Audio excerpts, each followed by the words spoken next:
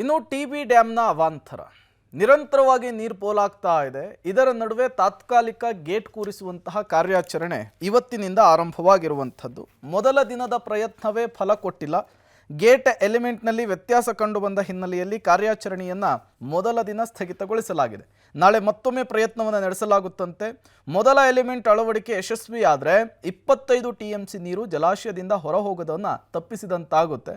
ಇದರಿಂದ ಕಲ್ಯಾಣ ಕರ್ನಾಟಕದ ಭಾಗದ ಜನರಿಗೆ ಹೆಲ್ಪ್ ಆಗುತ್ತೆ ಬೇಸಿಗೆಯ ಸಂದರ್ಭದಲ್ಲಿ. ಇನ್ನು ಉಸ್ತುವಾರಿ ಸಚಿವ ಜಮೀರ್ ಅಹಮದ್ ಖಾನ್ ಇವತ್ತು ಭೇಟಿ ಕೊಟ್ಟು ಕನ್ನಯ್ಯ ಮತ್ತು ಕಾರ್ಮಿಕರಿಗೆ ಧೈರ್ಯ ತುಂಬಿದ್ದಾರೆ. ನಾಳೆ ಗೇಟನ್ನು ಕೂಡಿಸಿ ಕಾರ್ಯ ಯಶಸ್ವಿ ಮಾಡಿ ನನ್ನ ಕಡೆಯಿಂದ ಪ್ರತಿ ಕಾರ್ಮಿಕರಿಗೆ 50,000 ರೂಪಾಯಿ ಕೊಡ್ತೇನೆ ಅಂಥೇಳಿ ಧೈರ್ಯದ ಮಾತುಗಳನ್ನು ಆಡಿದ್ದಾರೆ. ಜಮೀರ್ ಮಾತಿಗೆ ಕಾರ್ಮಿಕರು ಫುಲ್ ಖುಷಿಯಾಗಿದ್ದಾರಂತೆ. ನೋಡೋಣ ನಾಳೆ 2ನೇ ದಿನದ ಕಾರ್ಯಾಚರಣೆ ಹೇಗಾಗುತ್ತೆ ಅಂಥೇಳಿ. ಈ ಗೇಟನ್ನು ಕೂರಿಸುವಂತಹ ಕೆಲಸ ಆಗುತ್ತಾ, ಪೋಲಾಗ್ತಾ ಇರುವಂತಹ ನೀರನ್ನು ನಿಯಂತ್ರಿಸ್ತಾರಾ, ಕಾದು ನೋಡಬೇಕಿದೆ.